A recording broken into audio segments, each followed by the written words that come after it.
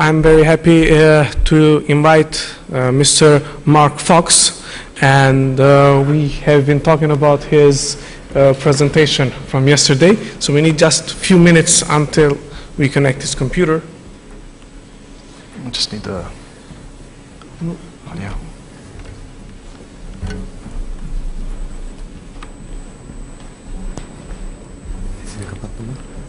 Bingo. All right. So.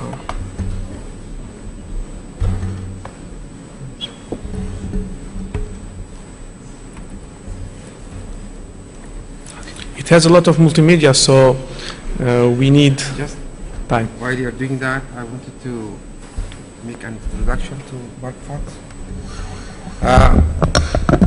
I know Mark Fox for more than 2 years. Actually, Mark Fox is the NASA rockets chief engineer, but now he's working on building a new generation of creative scientists and engineers, and he published several books, and he's training a lot of corporates and leaders how to think and create and establish new ideas. And I'm collaborating with him. Actually, we published two books together. So I welcome Mark Fox in our city of Istanbul. Thank you. Can you hear me okay on the mic? Sounds good. Let's see if the get the PC to work.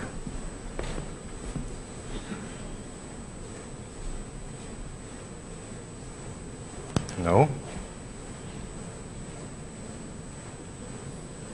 Okay, don't have the audio on the PC. You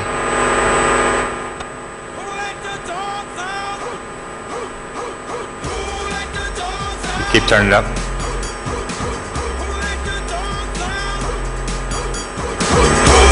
There you go, it's static, but I was gonna make you get up and dance and do that, but I won't. We let the dogs out. How many people have seen a dog drink water? How many people have seen a dog drink water? Every one of you have, right? Well, you think you have. Let's look at what you really see. All right, our audio's not working, guys.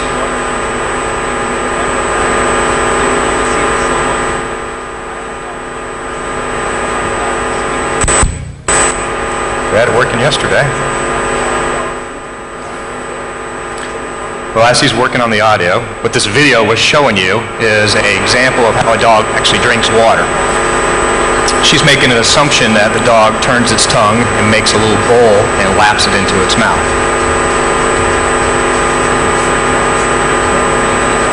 So this is the cameraman trying to demonstrate how a human might drink water out of a bowl.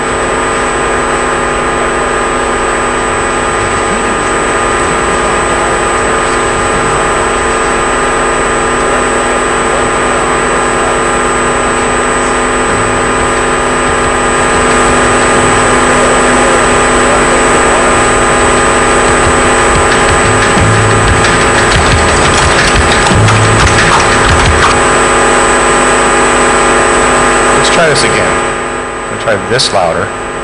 We're going to break the technology. Dog owners think they know everything about their dogs, but even drinking than they would ever imagine if they would only see it in slow motion. Can you guys hear that okay? I asked dog trainer Brislin Benyu to come by the lab so we could take some videos of her dog.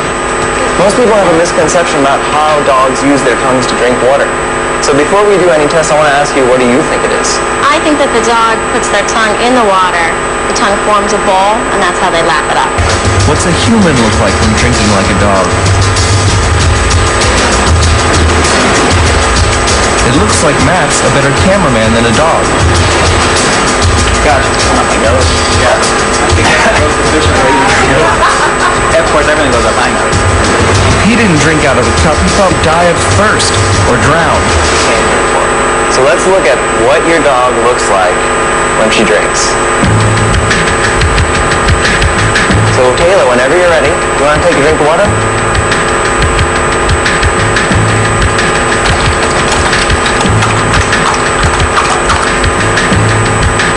What do you see? It seems as though she's throwing the water into her mouth. I think it is, and it's almost exactly what you said, but with a twist. It is. It seems like it's almost the reverse. Instead of being a bowl on the top of her mouth, on the top of her tongue, it seems like she's creating a bowl underneath. I've seen, at the shop we see dogs drink 1 million times a day, and I would have never been able to catch that. The dog's reverse slurp just shows how surprising things can be when we change the lens of time, and how we can really see and understand our world in new ways. Okay, I was teaching creative thinking, but had to do some critical thinking there. It's like, we had this working yesterday, what wasn't working? The only thing I could figure out was different is I had it plugged into that outlet instead of this one. So the computer's unplugged right now, so my battery starts to die, I'll have to shove it back in. But most people, how many people knew a dog drank water like that? Kind of backwards. Most people don't know that. What this is an example of dimensional change, and I'll start talking about the different lenses of TRIZ. There's 40 different lenses. This is one of them called dimensional change, and it's tools and techniques you can use to generate new ideas and for innovation and creativity. Okay, this is just one example of it. Another dimension. So what it means is you move from a 2D dimension to a 3D dimension, or back and forth, or somewhere in between, to make something more innovative and more creative. An IMAX theater, for example, what dimension is before 3D IMAXs came out, what dimension is an IMAX theater? It's not two-dimensional, and it's not three-dimensional, it's somewhere in between, right? The screen is larger at the top than it is at the bottom. The screen's curved, and it has kind of surround sound in the entertainment system. So it was a move from a normal two-dimensional theater to something that was much more interesting. Holograms, of course, are examples of 3D representations of products. In Disney World in Orlando, there is a town underneath the ground that's the same size as Disney World. It's another dimension where the park has been separated from what you can visually see, so that characters can move around and get dressed and change costumes, and you never see that happening. You'll never see trash moved down the street at Disney World. So it's a dimensional change. Does that make sense? They've made an entire city under the actual park so that you can do activities and do things and separate it visually from what people would normally see. This is the CN Tower in Toronto, Canada. It's the biggest attraction there. It costs $50 to stand in line for 2 hours to go see a little glass thing cut out in the floor at 1,500 feet in the air. Okay? That's a dimensional change. You change it, we have this in our hotel as well, right? The glass on the floor. It's not at 1,500 feet, but this is a dimensional change that makes that building more attractive and makes it actually a tourist attraction. It's the #1 tourist attraction in Toronto, Canada, because they've made a dimensional change. That chocolate bar does not taste better than a normal flat chocolate bar. You just think that it does. I've had women argue with me, no, that's my favorite chocolate, I'll always know the difference. No, you won't. You can do a taste test, you do not know the difference. It's because it's packaged differently. Dimensionally, it's three-dimensional that makes it look more expensive and like it ought to be better when it's not, okay? So they've applied three-dimensional change to design a chocolate bar. I was talking about this idea for years, and finally somebody stole it in Paradise Island, Bahamas, was how could you swim with the sharks without really swimming with the sharks? Well, create a tube that goes through the aquarium, so you're kind of with the sharks, but they can't bite you, right? You're not really up against them. So that's a dimensional change. This is an attraction at the Grand Canyon. It's a big horseshoe glass that goes out over the Grand Canyon, which allows you a complete dimensional change because you're standing 2,000 feet over the open Grand Canyon with glass underneath you. So these are all just some examples of innovation applying one of these lenses of TRIZ, and if you're lost about TRIZ yet, I'm going to explain it in a minute. Okay? I'm just trying to give you some examples to start with. Dimensional change is one of the 40 lenses. In my book, Da Vinci and the 40 Answers, I talk about the 40 lenses of TRIZ and the basics of creativity, and what I'm going to hit on today, I'm picking a handful of them to give you examples of what the power of these tools are. Okay? Henrik Altschuler, he's a Russian scientist in the 1950s, 1958. He was frustrated when he went to the library and could not find any books on innovation and creativity. Okay? he went and got finally a grant from the Russian Navy to study innovation, and him and his team looked at 300,000 technical patents trying to find patterns. What they found is they all fell into about 1,500 different problems, and the amazing thing out of those 300,000 patents is they were all solved, all these technical patents were solved by just 40 solutions. In the TRIZ community, it's called the 40 Principles of TRIZ, T-R-I-Z. It's a Russian acronym, T-R-I-Z, that roughly translates to the theory of inventive problem solving. Okay? The TRIZ community has now looked at 3 million patents, and they still fall in those 40 categories. So the logic is, if the history of innovation has followed these 40 principles or lenses, how can you use those lenses when you're looking at your particular problem, or you're trying to innovate, or you're trying to be creative? You can look through what I call a lens. I don't use the word principle, I use the word lens, because that's really what it is. I'm going to focus at an opportunity or a problem through this specific lens. What does R&D stand for? Research and development, but it also stands for rob and duplicate. Okay? So he stole his hairdo, Donald Trump stole a hairdo from him. And what you're going to find out is TRIZ, the principles I'm going to talk about are where you can take something that already exists and apply it to your needs. That's kind of the basics of TRIZ. You can rob and duplicate. This is the culturally shocking concepts of TRIZ. Somebody, someplace has already solved your problem. Creativity is finding that solution and applying it to your needs. And the second one is don't accept compromises, but I'm not going to go into that today. So that's kind of it, is that somebody out there already has the solution for you. You just need to recognize it and apply it to your needs. What does orange juice and cow manure have in common? Orange juice and cow manure. Okay, in Chino, California, there's a lot of dairy farms. And when you drive by there, it smells really bad from all the cow manure. To get rid of the smell, what you do is you heat up the cow manure and you drive the moisture off of it. You dry it out and make fertilizer out of it. But it's very expensive for the power, for the electricity to run the power to heat this manure. So if you go look for a creative solution on how to more efficiently dry manure, you're not going to find a lot of solutions. But if you step back from the specific problem to a generic problem, which is what you're doing here at TRIZ. You're going from a specific problem back to a generic problem. What you're trying to do is find out how do you more efficiently remove water or remove moisture. You guys get that? So I'm going from drying manure to I want to efficiently remove moisture. Who else in the world is removing moisture efficiently? And you find out the orange juice industry is.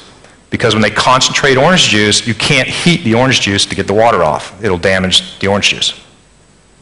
So what they do is you basically bubble a chemical through it, an effluent that draws the water, pulls it out, releases it to the atmosphere, and it cycles back through in the process. So you stole a technology, okay? You rob and duplicated it from the orange juice industry to apply it to drying manure. That's TRIZ in its main concept, is how to go find solutions that somebody already has. Google patents, if you guys don't know this trick, Google patents, all the patents are on Google, you can search them. Literally the proverbial better light bulb, I'm in a technology think tank in Texas, we're trying to design a better LED light bulb. And one of the students there had light bulb pieces spread everywhere. I'm like, what is it the main thing you're trying to do? He goes, well, the heat that's generated with these LED lights, you have to have a big aluminum heat sink to draw the heat away. And there's a lot of cost in this big metal aluminum heat sink. So we went to Google Patents and said, efficient ways to cool electronics. In less than a minute, we designed a better light bulb. I'm not going to tell you what it is, because the patent's pending on it, okay? You guys get that idea or concept? Is you go and borrow the idea from somebody else. Boeing senior engineer Don Mazengale made this comment. Several teams of engineers working for several years could not come up with a solution as elegant as the one we did with TRIZ in just a few weeks. So a lot of the major organizations are using TRIZ, starting to more and more. You can lead a blonde to water, but you can't make her drink. Turn up the audio, please. I don't think he said that. All right, nobody move. She's looking over here. Right, she's looking at Nash. Oh, God. All right, he may have the upper hand now, but wait until he opens his mouth. Remember the last time? Oh, yes, that was in the history book.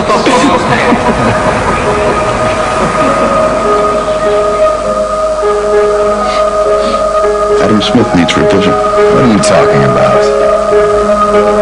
We all go for the blonde.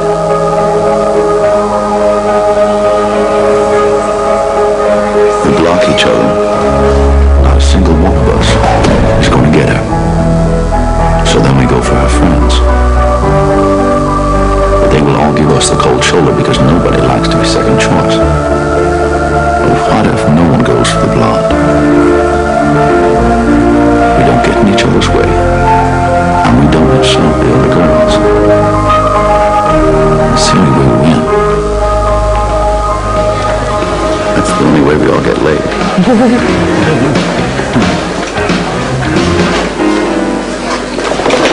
Adam Smith said, the best result comes from everyone in the group doing what's best for himself, right? That's what he said, that's right? Incomplete.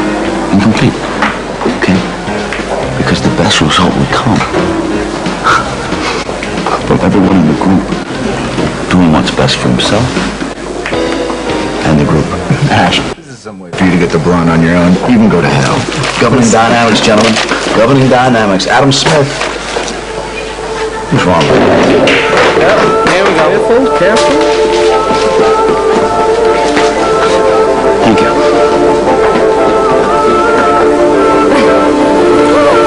Okay, think about that. John Nash won the Nobel Prize in economic theory. Where did he R&D the idea from? He stole it from chasing girls in a bar. Okay? So think about that is take your inspiration from wherever you find it, no matter how ridiculous or far-fetched. Take your inspiration from wherever you find it, no matter how ridiculous or far-fetched. Got a Nobel Prize from thinking about a concept differently in a bar. Lens number 2 is called taking out. Do you guys, hopefully everyone gets the general concept of what I'm talking about with Triz. You got these 40 principles that have all been solved by 300,000, then 3 million patents.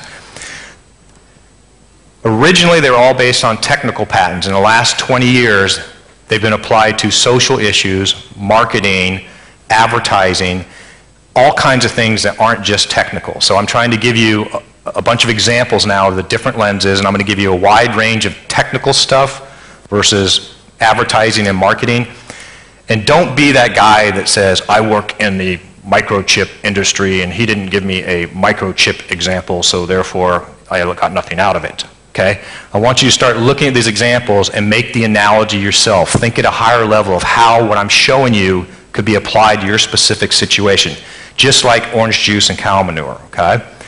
Taking out is another one of the 40 lenses. The principle is you take something out, you remove something to make it better. Fiber optics in surgery. I don't want the machine that makes the light inside somebody's body. I just want the light. So what I've taken out with fiber optics is the equipment that generates the light source, and I put the light at the very end of a fiber optic. A central vacuum or remote generator is you don't want the vacuum and you don't want the generator noise, you want the power from it. So you put the generator further away from your office and run the power cord under the ground. Franchises have a lot of pros and cons, but what's been taken out of a franchise model to make it more efficient, like McDonald's or Burger King? They've taken out the startup risk, they've taken out of the marketing, right? They've done it for you. They've taken out a lot of things because it's a proven concept.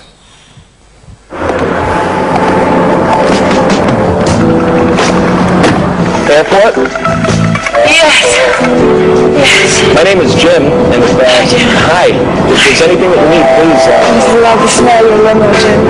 Oh yeah, what's a new car? I love that new car smell. Yeah, I wish it was mine, but. It feels so good, Jim. It's leather. Yeah, leather. Great.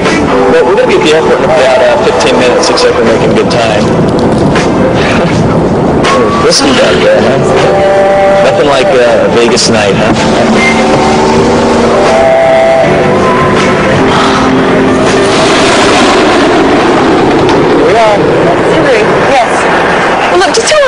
much. I'll be serving tea and crumpets around about 2 o'clock, okay? Yes, I know. I know. Mommy's going to make you do. Okay, that was a commercial. What happens in Vegas stays in Vegas. It was a whole series of commercials, and if that commercial offended you a little bit, good. That means you have an imagination still. Okay? There's no nudity shown in there. You don't know what she actually did.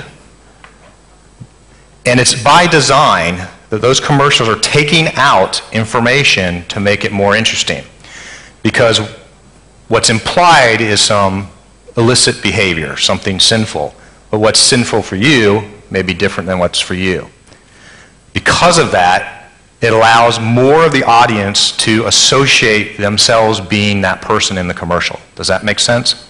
By taking out information, you've made it more interesting and more engaging. Another note is there's a lot of controversy on whether to do these series of commercials. If you're going to do advertising or something creative, innovative in marketing or advertising, if it's going to move people to actually do something, you're going to polarize probably half the group. Half's going to like it, and half will probably hate it. If everyone's kind of neutral, you haven't done anything. It's not memorable. Okay, I'm going to make several comments to the professor we had yesterday, the last speaker from North American University. He was spot on with some of the mind things, that memory and how to get into long-term memory, and I'll give several examples to that. How many photographers do we have?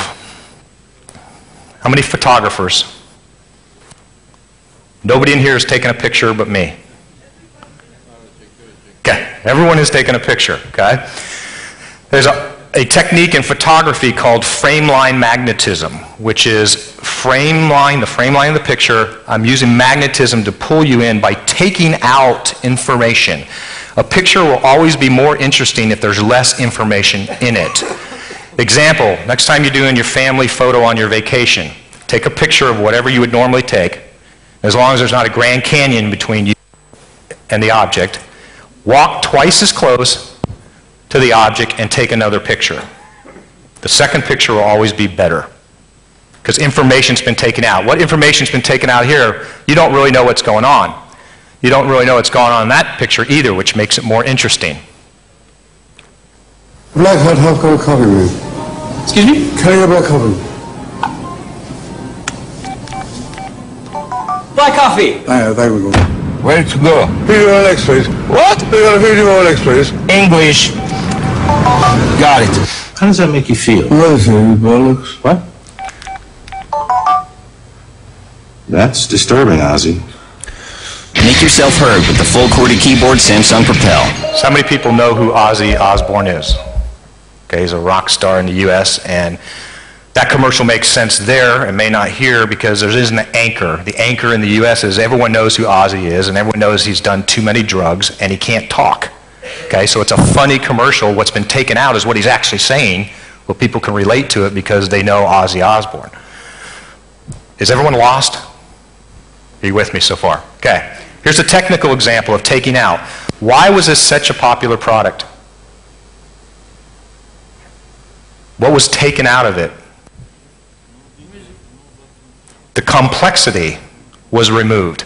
This is the first electronic product that came out that was advanced that didn't require a manual to make it work. Nobody read the manual for this. Nobody. You picked it up and you got plus, minus on volume, fast forward, rewind. That's why it was so popular. Plus the quality of the music was awesome and it held a lot of songs. The simplicity, what was taken out here was to make it simpler and not let design creep get in there. You made it the opposite direction. You took a bunch of stuff out. I worked for iOmega at the time. We made an MP3 player that had like 190 features. Okay, it bombed. Okay, we didn't sell any of them. That's why this one was a huge hit. Switching gears now from lens. Railroad tracks in the United States are 4 feet 8 1/2 inches wide. The rails are 4 feet 8 1/2 inches wide. That's a very odd dimension, isn't it? Why would they be 4 feet 8 1/2 inches wide? Well, because we R&D'd it from England. That's what they did on their original trams. Where did England come up with that dimension? Excuse me? Yeah, there you go. She said horse carriages. Well, it was started with the wheel ruts. That's the width of the wagon wheel ruts. So that's what they copied. Where'd that come from? Came from chariots. It's the width of a chariot, 4 feet, 8.5 inches wide. Why is it that dimension? Because that is the width of 2 horses' asses. Okay? On the space shuttle program, the solid rocket boosters, I was a chief engineer on the SRBs. The exit cone, where the fire comes out of the rocket, the exit cone is 10 feet in diameter. Okay? When I was a young engineer, I was doing a program on a clean propellant to come up with a completely new propellant, and I was running a baseline computer program telling me the size of the nozzle, and it kept telling me the nozzle should be 12 feet, not 10. So I thought I was making a mistake, so I kept going back and running the program, and finally I found an old guy who at the time was about 45, and I said, I can't figure this out in this program. It keeps telling me it ought to be 12 feet, not 10. And he goes, you're right, it's supposed to be 12 feet, but it's 10 because it has to fit on a rail car. Why does it have to fit on a rail car? Because NASA told us it did. Okay? What Pat was saying yesterday about systems engineering, we didn't have any in those days. The difference, a 12-foot diameter one would give you about 10 to 15% more payload capability, where you're talking tens of thousands of dollars per pound. We flew 30 years of the program in 3rd gear and never made one because of this ground rule that said it had to fit on a rail car. It's because you had to ship them from Utah to Florida. We could have dramatically increased the performance. NASA could have bought a C-5 aircraft and just flown the exit cones down there. The reason they had to be 10 feet is they have to fit through bridges. They have to go 2,400 miles from Utah to Florida. That's one of those conventional wisdoms is wrong. Okay? We didn't ask the right questions there. Over 90% of communication is through body language. Okay, I'm talking about conventional wisdom. Conventional wisdom is wrong 100% of the time. Because that's wrong. How many people have heard that statement? Something to do with body language, most of it's nonverbal, 90% of it is communication. That's wrong. Here's where that came from. It's from chapter 3 of this book by Albert Mayhem. When reconciling inconsistent, contradictory statements made by a speaker, it's estimated that we'll use body language and tone of voice to determine which contradictory statement was misspoken. That's what he wrote in the book, which is dramatically different. He said, when somebody's lying, we will often use visual cues to figure out what made sense and which comment was a lie. That got turned into a mess of journalists writing about all communication, 90% communication is nonverbal and visual. And for 40 years, we're still doing that. There's this rumor control thing. Everyone keeps talking about this. The author said, I never said that. It was never true. People keep publishing that, and they keep repeating me like a parrot when I didn't say it. Okay? So the point there being conventional wisdom is wrong 100% of the time, at least some percent or some context of it. Give me one sec.